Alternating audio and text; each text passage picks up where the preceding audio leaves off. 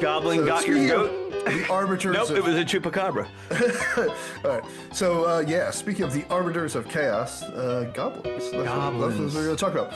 So yeah, let's I guess like let's dive into it. First, like we hit the trifecta, right? We did ghosts, witches, now it's goblins of the Halloween like archetypes, right? It's like so there's yeah, you know.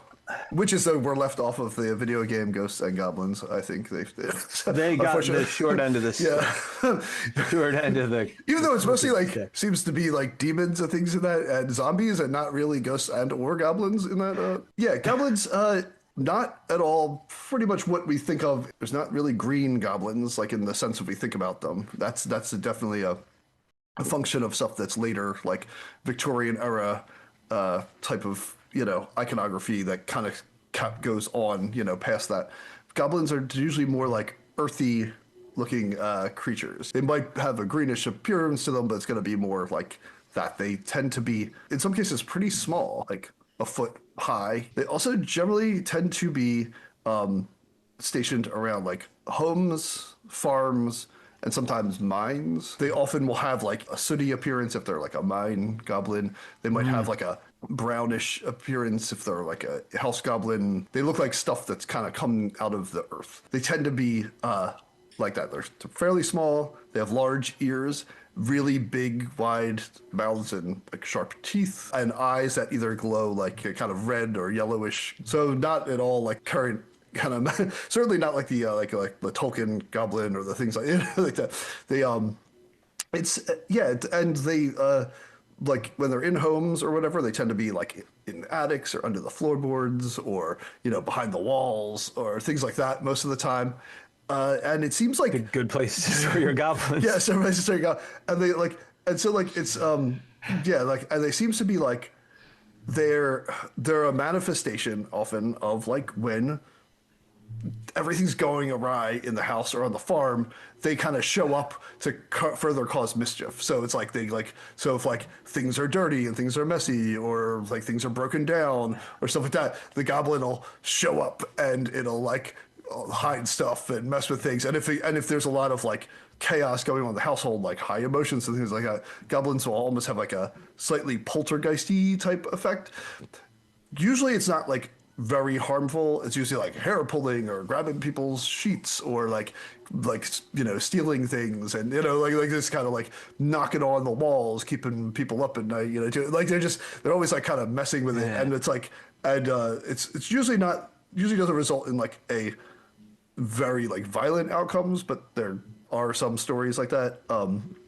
Yeah, as far as like the like general like origin, for the most part, goblins tend to be mostly like regional to, I will say like more like France and the UK is like the traditional goblin. There's other things where it's like the name might come from a derivative of kobold, which is Latin for like rogue, knave, mischief. It's like, but it's usually like, it seems like the earlier stories, the like early medieval stories are like French, and then they kind of migrated up to into the UK area, and they kind of, in certain cases, I feel like they mixed with other stuff. So like, there's a Scottish story that's like about like the idea of like it's like the brownie, which is another like house spirit that's usually friendly and helpful, and gets pissed off and turns into, they call it like a boggart. Like, so I think we talked about that before, but like boggarts and like kind of like bugbears, it's like this kind of thing.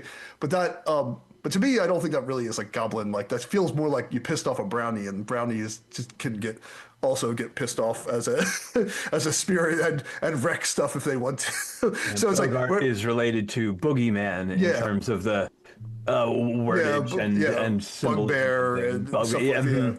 So it's but goblins like I feel like they're on their like in that case it sounds more like it's a brownie, it's mixed up with a brownie story, and it's like they're generally like, so they're almost like I guess like a negative house spirit, or a negative it's like sometimes they'll do things like in the mining stories, like the Welsh have a version of the goblin, and I'm not even going to try to pronounce it because it is, pronouncing Welsh words is very, very difficult. It's like they basically will knock on they'll tap on the mines, and sometimes they'll lead miners down the wrong like down the wrong path or into trouble, you know. So it's and then but yeah, the house ones tend to be more like that, like just they harass things. They'll ride the horses, they'll ride the cat around, and it does seem that like when you get into like a kind of like the modern version of say our Halloween icons, right? Like the cat, the witch, the ghost. Goblins kind of like tended to morph with the cat because like there was like at least in Victorian stuff, goblins why they ended up being green is because they're stark and stuff like that, and goblins were sort of like witch familiars later like on, and then there was this idea of like goblins maybe could shape shift into cats, and therefore like and then they just kind of dropped the goblin and they became like the cat iconography as the familiar kind of chaos spirit, which makes sense. Cats can be a little chaotic and mischievous house spirits and temperamental sometimes, so it's like so it kind of like has this kind of similar idea to it, but yeah, there's it's but like similar to our like Gremlin episode, like goblins do seem to be very focused, and like if you tidy up the house and you stop being a jerk to your family or whatever, you know, and like and temper is cool and everything goes right, and you keep the farm clean, then the goblins might tend to just go away, like they tend to leave, or because I guess it's not chaotic, but sometimes you can give them offerings to get them to go, like you know, give them some like some milk or something, and then they might just move on, and then they have like more extreme like getting rid of stuff like Fey type things, you know, like iron and stuff like that, you know, but it tends to be like that's more of like a later kind of thing, like when they got mixed up with because they're not a part of the fairy tradition, they're kind of their own thing, you know. So yeah. But you can see the similarities, the things that are like have a similar shape in a sense to the Fae. Yeah. The earth spirit aspect of it. Sometimes the smallness. It's not unrelated to something like the leprechaun. And the brownie itself is often thought of as being almost like a house version of the Fae. But it's kind of like these other things. It's like they're not really ghosts, although sometimes they have similarities to things like hauntings and poltergeist phenomena, as we talked about. Yeah. And yet there seems to be sometimes a creatureness to them, to the point that sometimes like stories about them are mixed in with the UFO world. And on another end, it kind of touches a little bit on the troll world, which will probably be a discussion we'll have to get into at some point, which is yet different than giants. Yeah. Which I am afraid we probably will. Well, yeah, we'll probably get into that too. But these other things that seem to be, so there are some things that seem to be ghosts. There are some things that seem to be creatures. There are some things goblins. And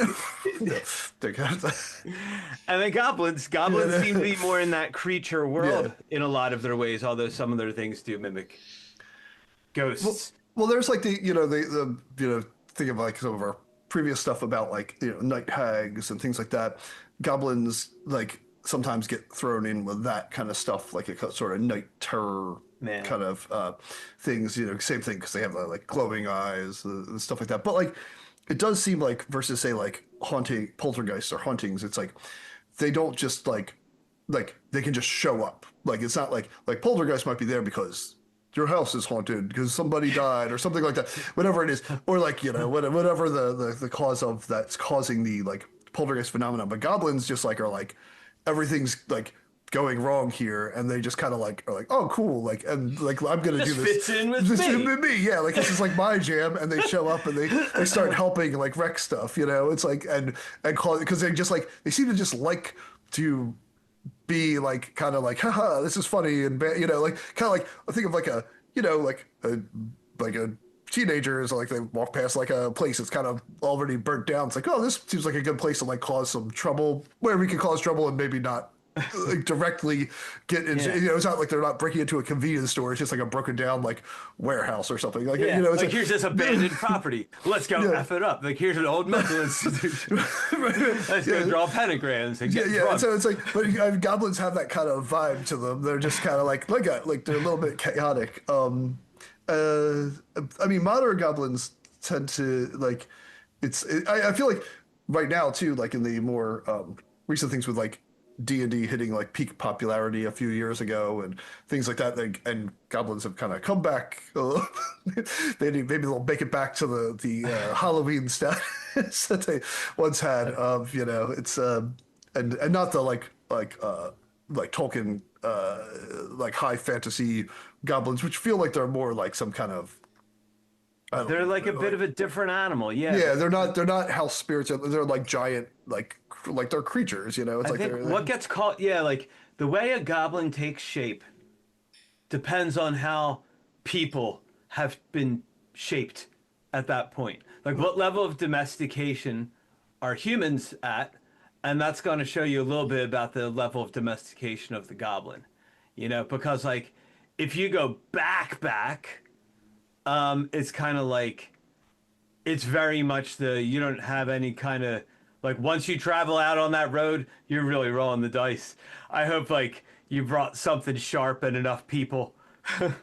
You know, because like you don't know what you're gonna encounter out there, and that's like these, you know, where you've got the conflation of goblins and crossroads spirits, and road spirits, like where they mess with travelers. You've got things like the red caps. Did you guys encounter the notion of the red caps in your yeah, exploration? I did. I did. I felt that they were like a little just like you know like slightly just you know they're in the same vein of that kind of like creature. There's also again there's another like Welsh thing that's like it's not a goblin. It's its own distinct thing. But he is like a lantern, carries a lantern and leads people off the path. You know, people think it's like helpful, and it can Yeah. be if you're nice to it. Again, these things are where it's Here we like go. The will o' the yeah, yeah, wisps, right? yeah. It's And like sort of like that, and it's like, but it's a little shadowy creature that carries a lantern, but sometimes it leads people like to the edge of a cliff or something, and like blows the lantern out or something like that. But those are very much like straight up like trickster.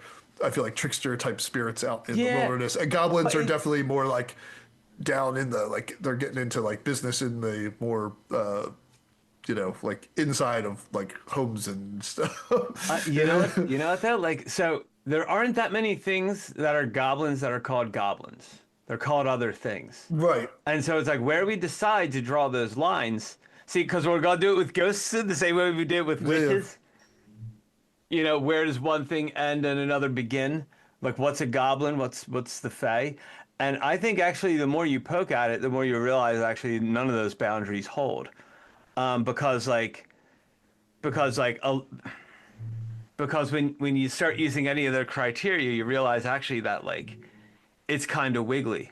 Like you've got things like so you've got like goblins in literature, right? You've got like the Goblin Market. It's a poem about these kinds of things. These goblins are kind of animal-like. Um, they sell this enchanted fruit, and they're trying to lure women into eating it. Because similar to when we talk about leprechauns, like their goblins have like these kind of big ears. They have this like really wide, like tooth grin thing. They have like glowing eyes, are usually red or yellow. Sometimes you know it's like, but there's this kind of like it goes into that weird like their proportions are weird and they're very small. You know, I don't know. It's like Yeah, it's like yeah. Like there's the like smallness definitely seems to be a quality of the god. Like if you had goblin rules, smallness would be part of them. three apples high, probably. But No, wait, but that's Smurf. there's They're a basically goblins, right? They're, but like but like a brownie is specifically something that lives in a house, is it not? yeah, like And yeah, so like brownie. and that's different Or at a than living in a farm, you know. cave or a mine. Right. And there's a difference between like wanting to have your house tidy and warning you about a cave in that might happen. You know what I mean? So it's like they don't necessarily stick to the same habitat. So, and a kobold is a kobold, Yeah. and a brownie is a brownie. but a goblin is all of these things. You It's know, about, is it a wider yeah, net maybe. cast around these things? And then how do we stop that net from being cast around like things that are called goblins, like the that is it Tennessee or Kentucky? See, I'm gonna do it. I do it to my own citizen people too. Yeah, Kentucky or Tennessee, the Kelly-Hopkinsville. I'll have to pull it up. Hey, do you guys know what the hell I'm talking about? It's called a Ah, goblin. Ah, see, I want to hear what you guys looked into as well, because these are things that come up when you search for goblin. Um, Dan, what you got? Why don't you riff on something for a second? You've been quiet as a church mouse over there. well, the one thing I want to mention real quick, we talked about, well, actually, there are a couple things swimming in my head right now. So, sidebar slightly, going to pop culture a little bit. Does anyone know in the book slash movie, of which I have not read nor really seen, which is very appropriate for me to be commenting on, Cat's Eye, Stephen King. Was that technically a goblin in that? What was in it? Does anyone know? I think it's yeah, I didn't read the I haven't read the book but it's like, but I do vaguely recall the movie. I was actually going to mention, ask like what's our first experiences with goblins, but I think that is a goblin. I think it's supposed to be. I mean, which kind of, it's about the right. It's like weird because it's almost like a mix between a goblin but the whole like behavior of like sucking out the breath of people, that's not really goblin, traditional goblin behavior, but they're coming out of the walls and so it's like, And I think it rode the cat too, didn't it? yeah, well, I think it's like, no, I think he becomes, I think when he sucks, if I'm remembering correctly, because it's like, I think as they suck the breath out of the people, they transform into cats or something like that. I think the cat is trying to chase it down because like the goblin or whatever creature turns people into cats, by like doing that. Like, I think I'm pretty sure that's the. Okay. So it just makes, yeah, kind of in that kind of the thing. It fights the cat though. Like Maybe yeah, I'm thinking of that. Okay. I was like, I think it has like a little sword, like if That or a spear or something. yeah, Like something, stick. something that, yeah. Well, But yeah, it feels like that's like kind of like it's probably like a mixing and riffing on a couple different, uh, things in that sense. But I was actually gonna say like, what's the I'm trying because I was actually trying to think about it. I was thinking about like, what's the earliest version of goblin that I encountered, and I was like, yeah. So I was figuring like, what's that for you, Dan? What do you got on that? Can you remember the? I'm gonna do a toss up between the Stephen King book slash movie Cat's Eye and the video game Ghosts and Goblins. I don't know that I have a very clear memory of when my first exposure was, but I'm gonna say it's something kind of like that, but I don't remember.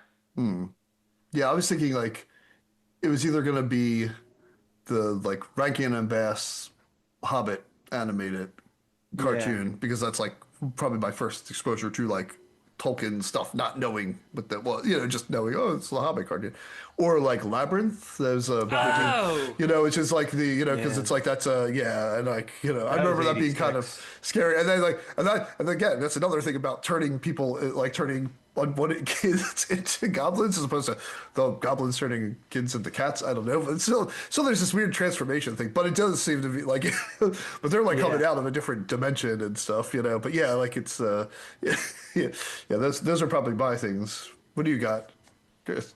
Yeah, Labyrinth was the one that I had in mind, and also that animated Hobbit. The Yeah. animated Hobbit continues to be one of my biggest formulations for goblins.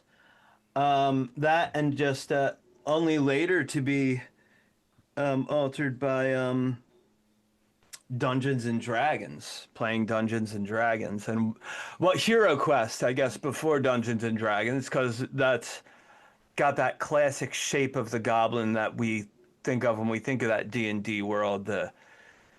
It's like 2 to 4 feet tall, and kind of, might if they show up, they might show up with the kind of music that the Grim Reaper does in Kid Icarus. That kind of like, the disturbing, like Lovecraftian, like discordant horn trumpet from hell. I don't know. But yeah, that I think that would be so probably so similar. Labyrinth probably, and The Hobbit being the big ones until Hero Quest and D&D around the same time, because it wasn't long after Hero Quest that we just started playing D&D. So yeah. What about you? Did you confess already? I guess you already said they're Hobbit. They're not Hobbit. They're goblin-like creatures though. That also would have been in our little world of. I didn't watch them but Fraggle Rock. The Fraggles are kind of they live in the walls. They mess with your pets. They live in your kitchen or whatever. They, they're part of this ecosystem. Another other like things. It's the light Henson though versus the dark. Yeah, so it's like the same. But I mean, like that's okay, also what year were the Fraggles? the Fraggle Rock is probably very close to Labyrinth, I would imagine, in the same kind of thing. So I'm thinking like 83. He was field testing it to see if he could get his dark. well, I think Dark Crystal predates Labyrinth, and those have little weird guys too. I wonder if he got punished good. for Dark. Yeah. Well, and I was thinking Dark Crystal, and I was like, doesn't Dark Crystal have goblins? And I was like, no, it has the Skeksis and the Mystics. And then you've got the Gelflings. Yeah, the Gelflings are nice. But that's the thing. Fun, they're just the Gelflings are almost like they're just the population of the world. Like it. Yeah. I don't know. They're the people of Dark Crystal world. I don't know what that world is called. Is that just an earlier version of Earth, or is it one of these other? Well, let's get back to goblins. Good God! Good God! I'm sorry, I really led us down this tangent. So yeah, goblins though. And then there's so let's talk about the Tolkien goblins, because goblins and orcs are not really different things, although the movies would tell you otherwise. They're just other names for the same thing, apparently. Yeah, they're just dark elves essentially, or elves that were corrupted or something along those lines, which is also, I don't know, kind of takes the I like the more party. I like the variety. I like the variety, and I do like what happens to orcs when they collide with D&D/Warhammer worlds, specifically Warhammer worlds, which goes back to your comment on the chaos there. Bill, because don't orcs come from chaos or the realm of they're not. I don't think they're straight chaos, because there is like at least in 40K, there's chaos beings out in the almost like they're more like almost kind of like crazy, like Lovecraft, like stuff that's out in the warp. When you go between space, there's like that. But orcs are kind of. I mean, they're I guess kind of chaotic in their own sense, but I think, and you can come at me for not knowing my 40K stuff, but I'm pretty sure Please. orcs Put it in the comments. Also paying attention in 40K are they're kind of like grown out of almost like a fungus. They're almost like mushrooms. Yeah. It's like which actually is kind of like more traditional, because traditional goblins kind of feel like earthy junk or stuff that's come to life, right? Like they can kind of look waxy. They can kind of look, like leathery. They can kind of look like sooty. Like they look like it's almost like the chaos of your messed up thing come to life. There's also they're feral. They seem feral, don't they? Yeah. And that's back to that corrupted elf thing.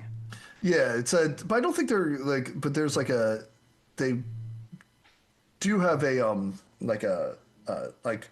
similar like a much more like mild vibe of like the boogeyman, but it's almost like a boogeyman for like, you better pick up your stuff and keep your house in order, otherwise you're gonna have goblins. They're gonna show up and they're gonna like Yeah, they're like a stealing corrective things. mechanism. Yeah, they're like, in a sense, it's like they're or like a sort of like like sort of a punisher. But if you keep everything tidy, they move on. Or if you're also not like a horrible person, you won't get goblins, right? They won't show up like, because they're not going to be like, they're like more attracted to that like kind of like that chaos and disruption. So if everything goes back to harmony, the goblins leave. So there's like a weird like, but they're not like gonna grab you in the dark and eat you or something. It's like they're just kind of there to be like, again, like walking past a place, there's a lot of chaos. Let's go cause some more. It seems like a place I should hang out because I'm a goblin. Unless the red caps, because those guys, they'll kill you. Right, Dan. Start vamping while he's doing. Well, I'm ready to jump into the Kentucky story. Okay. Yeah. Oh, yeah. Oh, good. You want it? All right.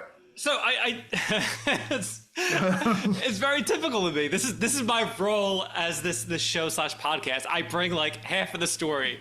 All right. And the audience has to research the other half. I've got part of the story too. Probably. Cool. So maybe we can make something whole out of it, or maybe close to whole. So from what I remember, there was it was like in 1955 in Kentucky. I think it was a farmer. I could be wrong. A person sees a glowing object in the field.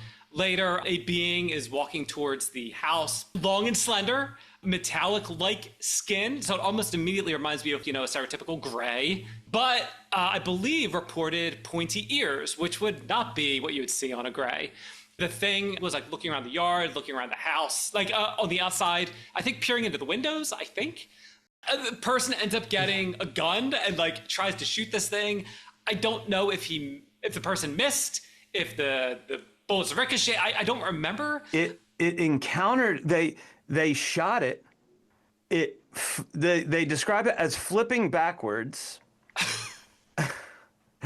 And then it just kind of retreats into the tree line or whatever.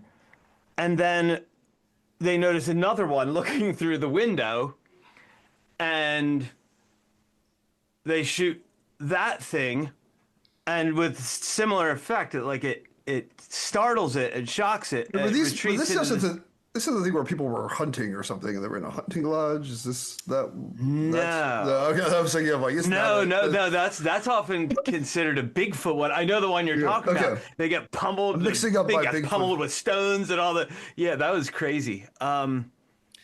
But this is. So this continues. They continue to get sort of harassed by these things, and then they make a break for the trucks, and they take off for the police station. They tell the police what's going on. The police come back. They do a search, and they don't find anything. They don't really find anything so much of note, right? No goblin tracks, no little swords, no funny music like I described earlier is playing at the time. And so so the cops go off. And so I think the people come back. I don't know if the cops come without the people, do the search, where the people come back, and so do the creatures.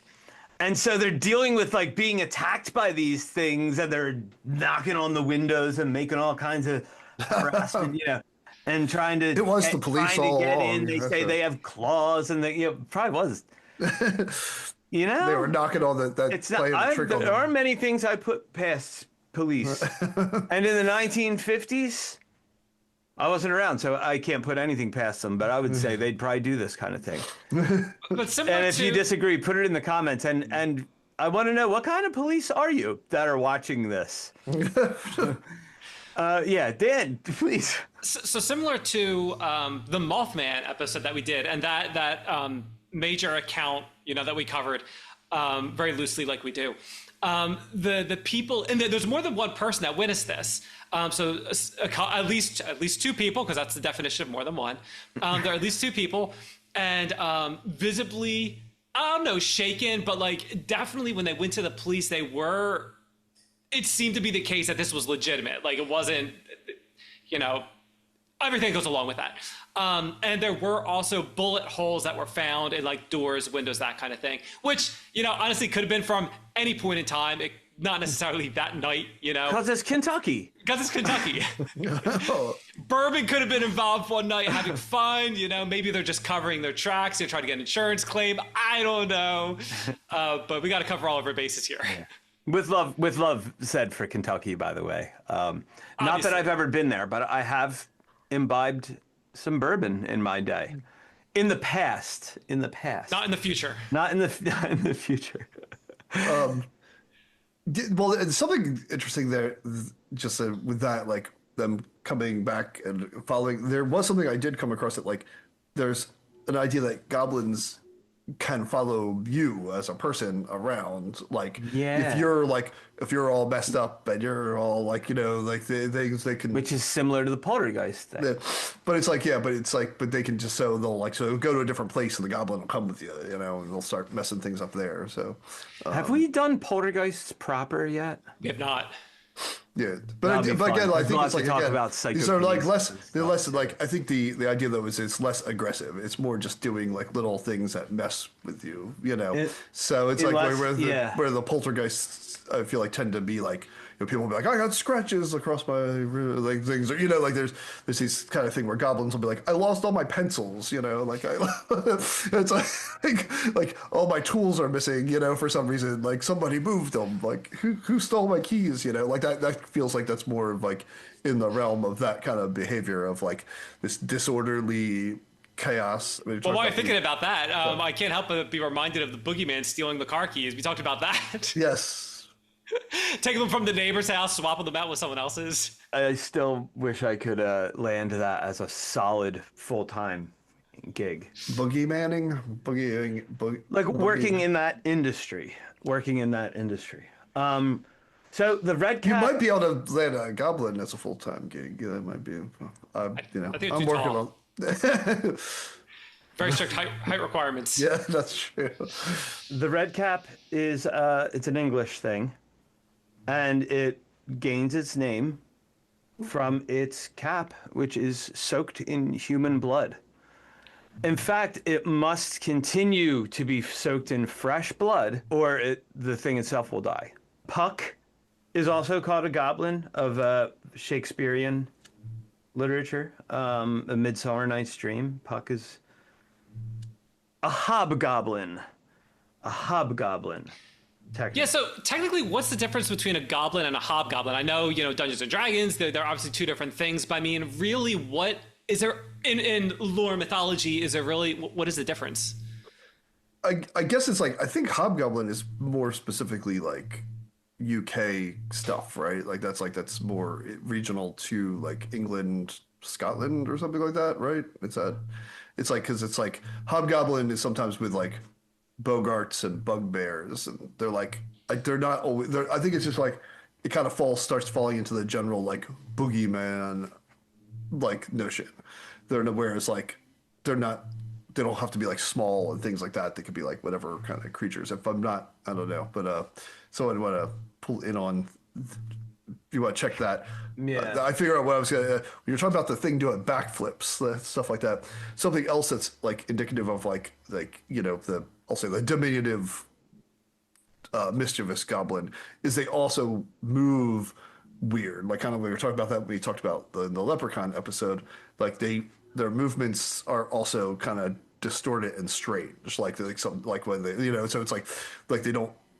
It's like, I guess, like they move in a way that's like uncharacteristic of humans. So it's again adding in that weird like, what is this thing? Like what, it's like they're not So it's when I was thinking that, like, why would this thing like flip out of the way and do weird stuff? It's like kind of like that falls into that. So it's like, my imagination is that they in my thing would be like that they kind of like just they're all kind of jerky movements and weird things like when you see them. So it's like that's Lisa, because I guess that kind of sets it up, and that's a very like I feel like it has become like a very like horror movie kind of trope thing anyway. It's like, but it seems to be in there in the lore kind of already, ready, and that again similar to the leprechaun, like they move weird, they just don't seem right, like it's like something because they're not right. Yeah.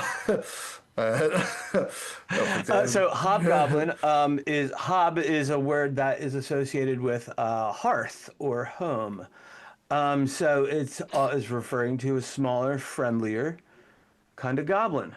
Like more like a brownie, I guess. Probably more like a brownie. And so, again, if we say goblin is more of a net that we cast around a type of being that's smaller, maybe mischievous, but not necessarily evil. With the outlying example being the red cap. But that sounds like its own thing, like its own. But I don't think culturally it was considered. It's like I think it gets culturally grouped in with a goblins. But like it does feel like you could like goblins. They talk about like that story I said earlier about a brownie turning into like a bogart, like a bad like you pissed them off, it turns into thing. It doesn't seem like there's a lot of stories where it's like the goblin turns back to being like the goblin turns into something friendly. It's more like they go away. Like you clean things up and you stop the chaos and they end up leaving. It's like it doesn't seem like you could like reverse a goblin into a brownie. It's like it doesn't seem like it goes the other like it's like and it's like and brownies generally are like nice. They're like helpful. They like they'll like they're not letting the horses out of the stables at night. They're like milking the cows or whatever. It's like or fixing your shoes or doing like like cleaning things up. Doing the dishes. I don't know. I guess but it's but like goblins are not doing that. Like they might be breaking the dishes. It's like it seems that brownies and red caps are kind of treated as the opposite versions of each other in folklore. But the annoying thing is getting to the base of okay, like what's historically been considered a goblin versus what we're calling a goblin from a 21st century perspective. The red cap seems to basically be the violent version of the brownie, of the same thing. You know what? AI has actually made research more annoying and less helpful.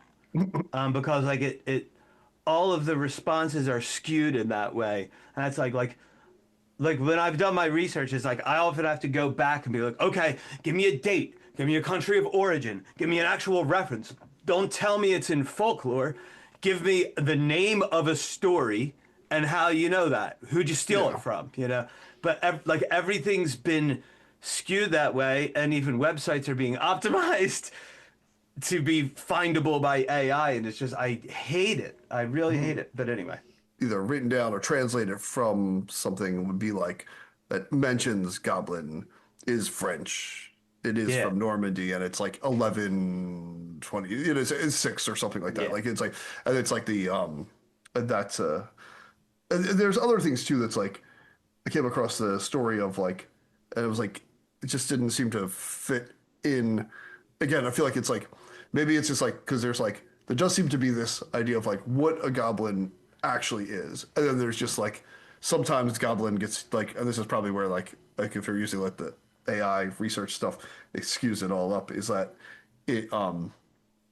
Sometimes goblin is just used for like demon-y devil thing. More distinct creatures get like kind of mixed up. Like there's a goblin that's supposed to be like a goblin horse that drowns a bunch of kids or something like that.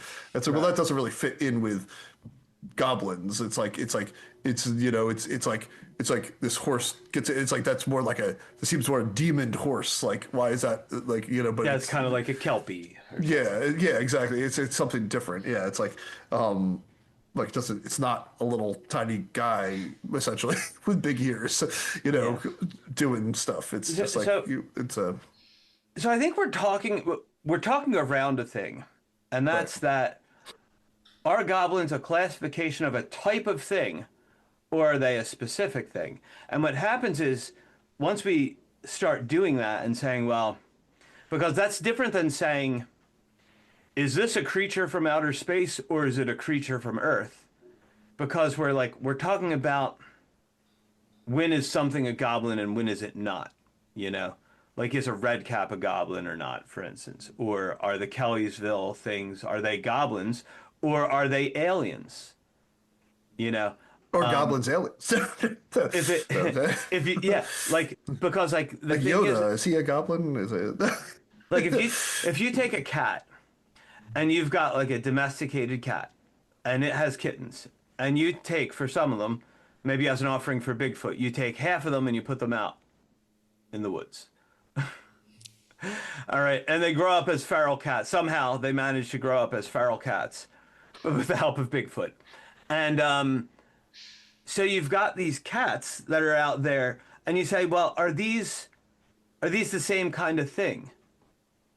You know, and it's like, well, kind of, except one knows how to play with toys and how to annoy people, and one knows how to hunt birds, you know, and are they the same kinds of things? So if we're talking about something that's a creature or a being, it's like, well, okay, can it be that if it's on the road, it's a red cap, and if it's in your house, it's a brownie?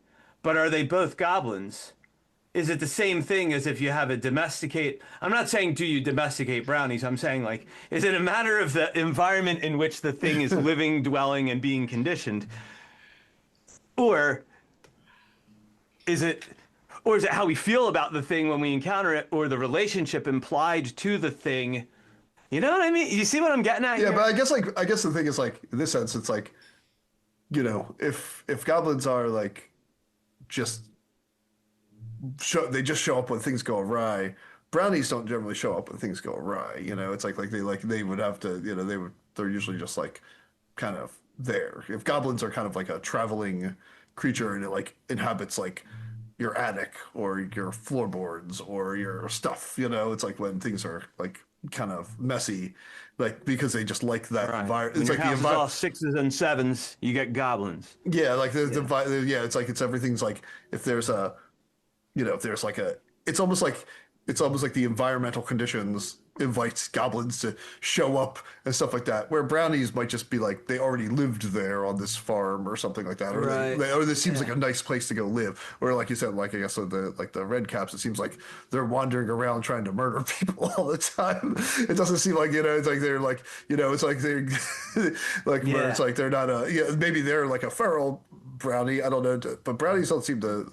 I mean, they can get violent, but again, it's an insult type of thing. It has more like brownies feel like they have specific fey rules. Goblins don't have like it's like because they're not really like they kind of just they don't have like there's it's like later on like you might be like well you could use like religious stuff to get rid of them or you could use like other fairy stuff to get rid of them, but it just seems like they're like it's like they're kind of just like the messy chaos creature kind of that thrives in like a chaos like environment. So Yeah. they might be out there being feral, and then like they bring their feralness to the into the place, but it's when it seems like appropriate, like like it's like someone that might show up at like a rowdy bar and start fights, because it's already rowdy, and they know they can show up there and Yeah. get So in this some looks like a bar where yeah, or fights like are I said, happening already. Let's get or in. teenagers to see a bunch of broken down things and start throwing rocks through windows. It's like because it's already there. It's already busted up. Like let's cause some chaos. Like it's like it feels like it's like a thing where it's like that's not going to happen if it's like the goblins don't usually show up at like church or they don't show up at like Okay, they so don't. so here's where we can negotiate and say, okay, I might agree with that kind of definition. If I say, all right, so at various times the roads have been chaotic. You could say at all times actually, but Right. that traveling was something that had not yet been domesticated fully, and therefore goblins. And that's where you get the red cap, right? And then you've got if a house is like fully on lockdown, you don't wind up with goblins because everything's tidy and you brought order to things. But when things are all messy or all sixes and sevens, I love that phrase. Um, you get goblins. You get goblins. You roll sixes and sevens, you get goblins. And how'd you roll a seven? What kind of dice are you using? 10-sided. That's how you get it. That's how you get it. If you stick to a six-sided dice, nice and orderly, you get it. You don't get goblins. What Are you afraid of goblins? What about the weird, but the other things that are like, I guess like you have like the mining goblins, right? Like that's Right. a weird thing, like because that's like, I feel like again like that. I feel like that almost falls into like another creature classification to some degree. Well, Because yeah. mines are just, I guess mines are chaotic and scary and things happen. It's like, but it's like, I don't know. It just feels like that's like just like the other, and that's also, again, it feels like that's a distinctly Welsh kind of thing, mining, coal mining and stuff like that. But then you have that other creature that's like the lantern creature that like is like very small and shadowy and lures people around. But all these But I don't things feel have like their that's own names, don't yeah, they? yeah, they all have their own distinct names. Yeah, like Yeah. and just like they like that. The red caps have their own names, brownies have their own names. So like yeah, it's so yeah. I think So it's kind of like everybody is like, you grab him, he's like, oh, are you a goblin? He's like, no, I'm a brownie. I'm just a brownie. I'm not a goblin. You go grab a red cap and you're like, are you a goblin? He's like, I'll kill you. or a leprechaun. Like, are you a Leprechaun's goblin? like, I'm a leprechaun. I'm not a goblin. Yeah. Maybe they're all goblins, actually. maybe there's actually somebody wrote a thing called the Goblin Universe, or navigating the Goblin Universe or something. Goblin And verse. it's actually it's kind of funny because it goes back to a thing of I've mentioned Jacques Vallée. Is it Jacques Vallée? He's partially a ufologist, but He also he's parks got- cars, right? it's none of my business. But the I don't get into people's how they make their money. I just want to know what he's doing. So he he has this notion of, are they fairies? Are they UFOs? And is it all just the same thing? And he's not saying that like people in the past, they just were mistaking they saw UFOs and aliens, and that's what was. But then they called them fairies. It's like no. Like, is it all the same thing happening, or the same kind of thing happening? And it doesn't really matter if it's an alien, or if it's the Lady of Fatima, or if it's goblins. And it's actually all the same thing. So this other guy, who wrote this. It's called The Goblin Universe, and it was published in 1986, the same year that Labyrinth came out. Coincidence? I think not. Frederick William Holliday. But yeah, so The Goblin Universe, and it explores all this stuff, and it's treating it as, again, is it just what we call these things? Because there are a lot of similarities. So things like the Kelly-Hopkinsville encounter, back to that Kentucky thing in 1955. It was immediately called a goblin. 1955. Sorry, I The year couldn't help that myself. Doc Brown invented time travel. And coincidence? Once again, I think not. It's related to Mothman. It's related to all this stuff. The Kelly-Hopkinsville thing, they were referred to in newspapers as goblins. They're little green men, greenish gray, but greenish. They had a glowing quality to them, according to these folks that reported it. Later on, so they didn't seem to really have necks. So now we're going back to those. So goblins in art sometimes are drawn as having. Their like heads are kind of like in their chest. They're kind of similar to those. What were they called? Were they blimies? We talked about them in the Headless Horseman. Maybe it's less of like people are just using the term goblin because that's their catch-all for the term, and there is some kind of general creature in the taxonomy of these like things that is a goblin, and they do these kind of more specific things. Like maybe Right. it's just like so. It's like so. Really, it's more like they're the Like lots of things people- are being attributed to goblins, but actually They're the not. actual goblins are actually this smaller category. But Yeah. are kobolds, those those mind dwelling things, are they? I'm not to say things, not mind, mind dwelling entities. Are red caps goblins, and how do we know? No.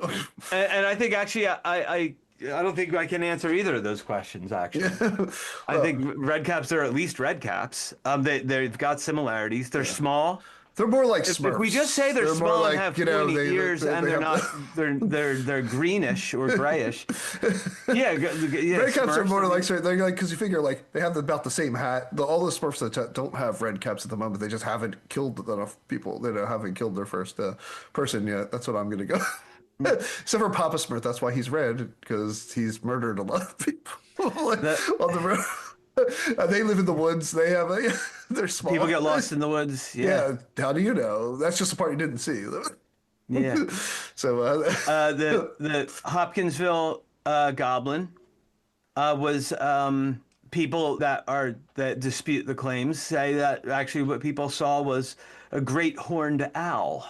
Once again, Once again, here are the owls. Oh, the great horned and owl. the owls are not what they seem. If you Blame drop for- that reference. blamed for everything. Like the great horned owl is always getting in trouble. Like I They didn't do it, have- guys. Really? they have some serious gymnastic ability. They could do backflips like you wouldn't believe. Yeah. And if you shoot them, Maybe it they doesn't just did a matter. barrel roll. You're it's better like, off trying to shoot Bugs Bunny. You're lucky they don't tie your damn weapon in a knot. So maybe great horned owls are goblins.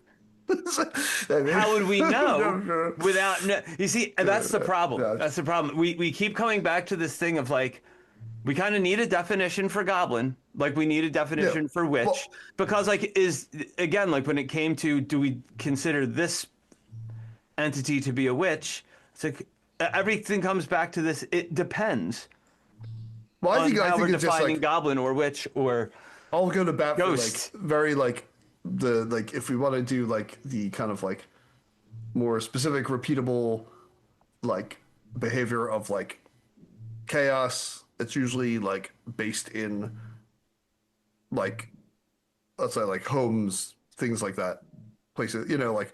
But if you live in your plane, is a gremlin a goblin? Well, that's what I was going to say. Like gremlins maybe are like the like a post-industrialized, like thing of that. I guess they could be, but it's like, but and is it gremlins are because the specific. skies thing. hadn't been tamed yet?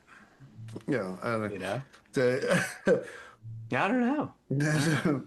I feel like maybe for the sake of the of rating, well, we We'll have to say chaos is required. chaos is for it to required. be a goblin. Usually it's got to be like in a home or in a. I'm gonna rule out the mind thing because I feel like that is something different. It's like because it's like it does seem like goblins like hiding in walls, hiding in things, and the mind stuff is like very specific to like to miners, usually coal miners. It's like and like tapping and sending them down the wrong shafts or something, whatever it is. It's like I feel like that's like its own kind of thing. Like goblins in like the home version doesn't seem to be like they might be tapping or banging, but it's just because they like make a noise to keep the animals up or keep the kids up or like so if you hear like pipes banging in your house, maybe that's more like a goblin behavior, like they're in the walls smacking on the pipes, like of like you lose your like you always buy a bunch of pens but you never seem to find a pen when you need it. That's probably goblins, like they're probably out there stealing your junk. Like if you go like you knew you like had like dessert, it wasn't me that stuck into the fridge and ate it, it was probably the goblin. It's like there's a. So goblins were like the Yeah, hellish scapegoat. yeah, they're like a little bit, but also too like maybe a little bit of the less scary version of like the boogeyman is not like be afraid of the dark. It's more just like clean up your room because goblins are gonna start infesting here and like breaking your toys and stealing your stuff, and like riding the cat around, you know. Right? Yeah. It's like, It seems like the term itself comes from 12th century Normandy.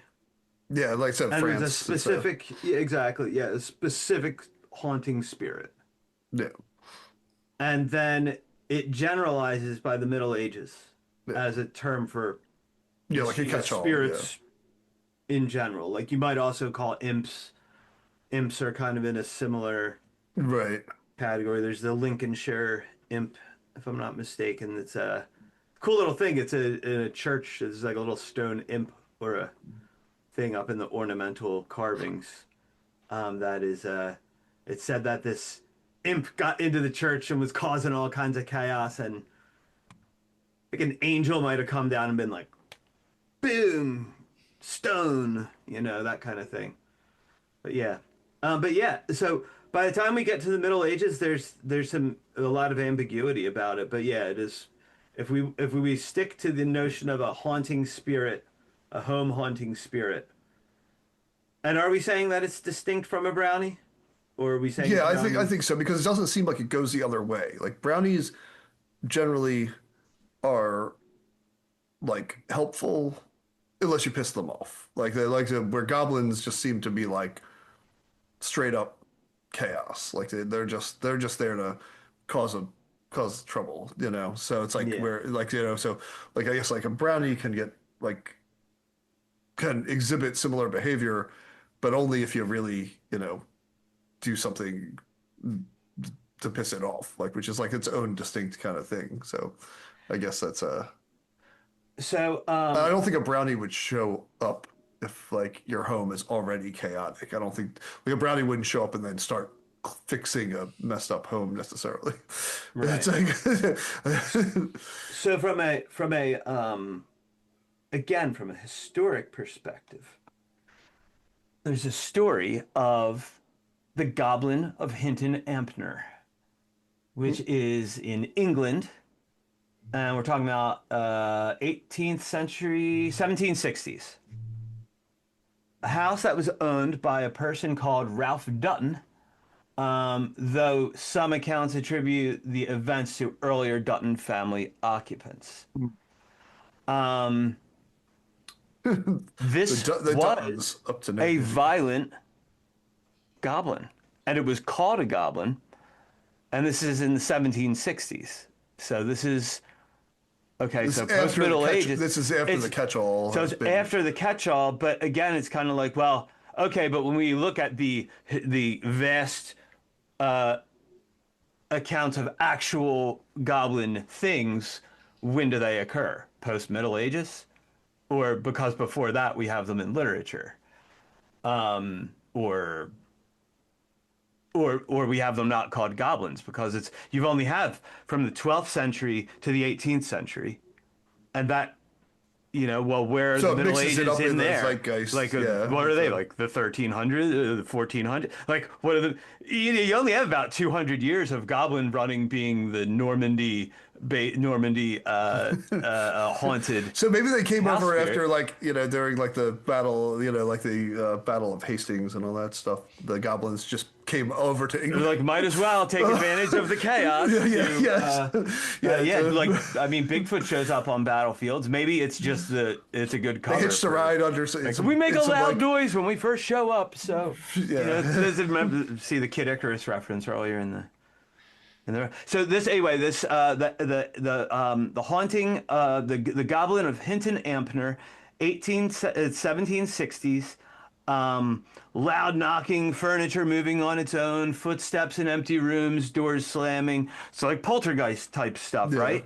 But there are sightings of a small grotesque creature through the house. That is a short humanoid creature, twisted, hunched body, dark, shadowy appearance, and glowing or glaring eyes. And it would run along corridors and leap across staircases and disappear into walls or floors. Okay, so now it's more Yeah, that's more like that does that, sound- the one you were describing.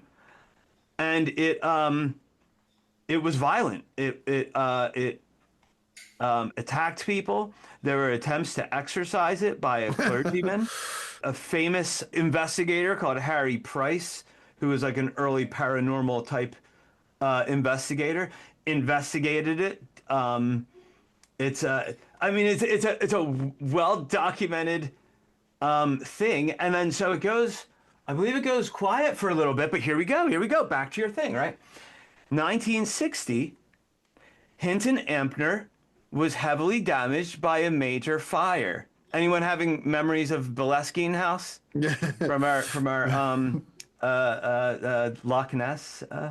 It's damaged by a major fire, and then they feel that it might have awakened the goblin because apparently there are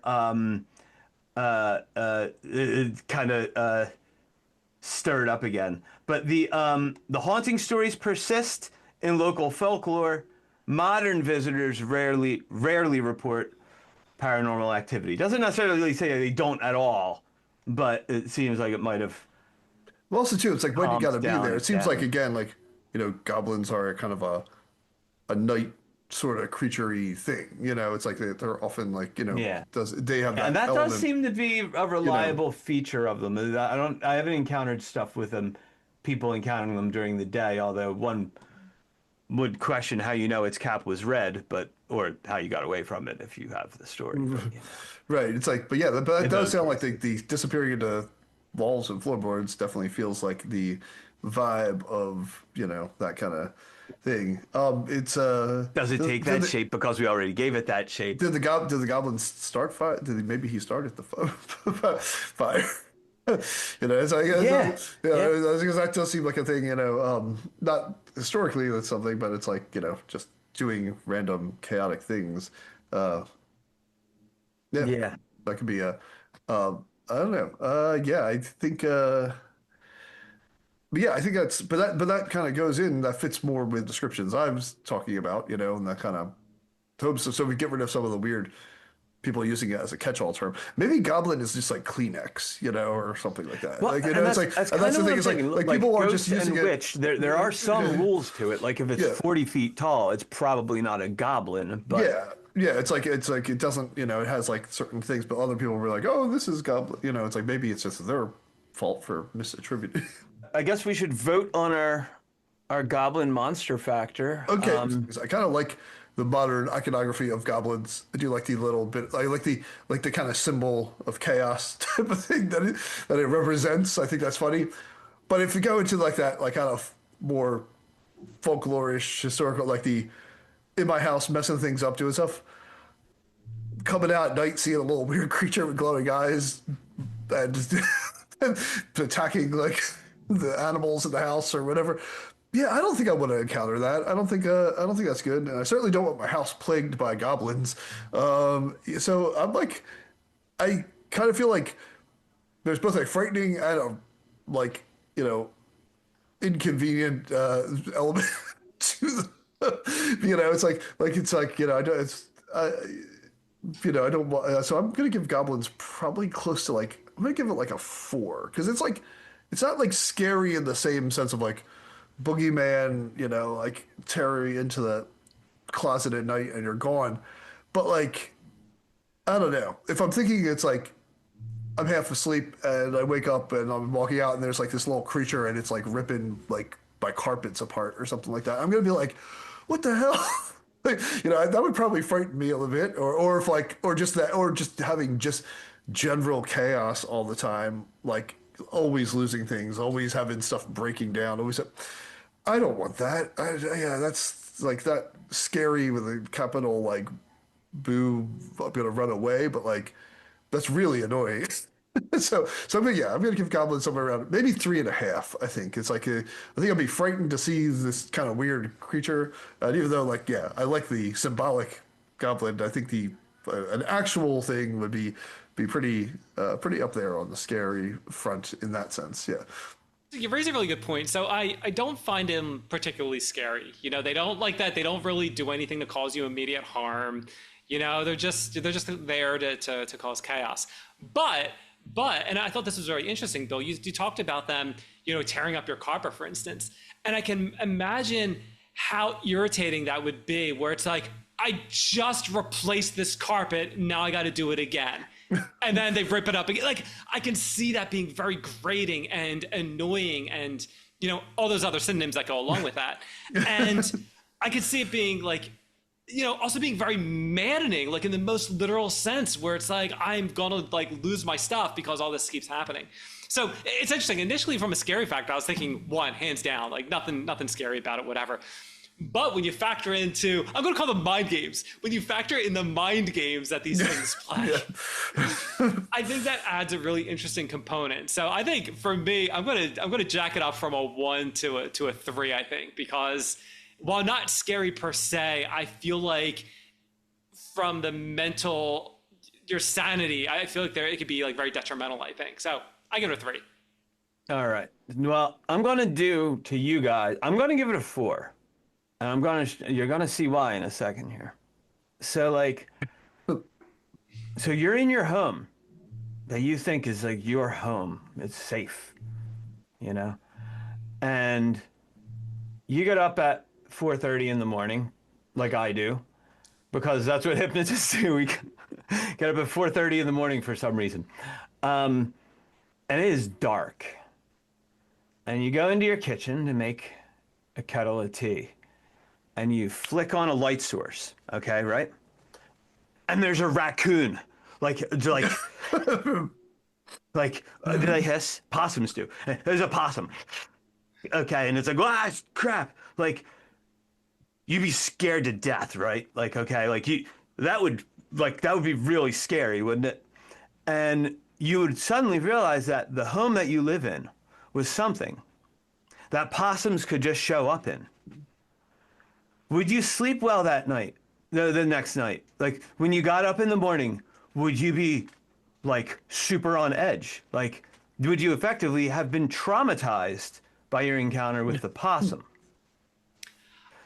Now replace it with something humanoid with waxy skin and glowing eyes. That's, that's pretty goddamn scary, okay? Now, here's why they don't get 5 for me. Because if all you have to do is like keep your place clean, then and keep things orderly, then cool. But right now I live in a rented apartment.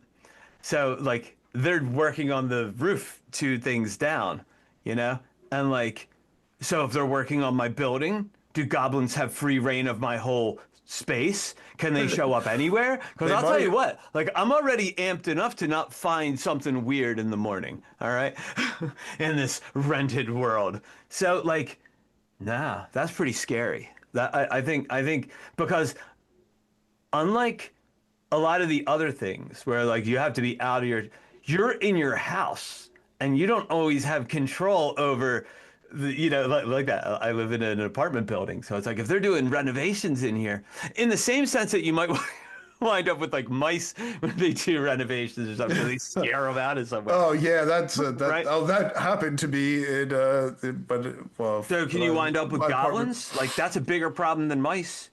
You might be able to because it's like because you're causing chaos. I mean, they don't like, have goblin traps. How big would that have to be? We don't know because we can't define them right. Yeah.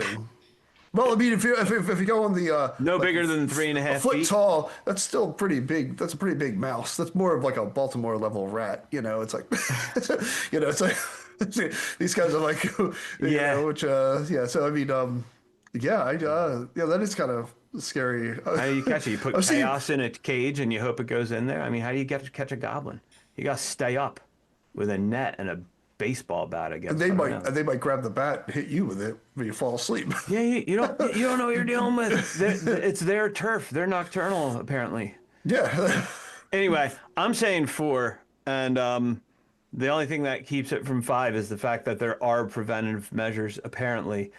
Anyway, folks, we should run for the hills. Remember to leave out milk for if you have a goblin problem. Yeah. Try to be friendly or whatever. Goblin. Yeah, try to, or at least be clean up your inner clean up your place. Yeah. Don't let it be all 6s and 7s. Here's your call to action for today. Don't subscribe. don't comment. Just clean up your place. And then come back and subscribe and comment.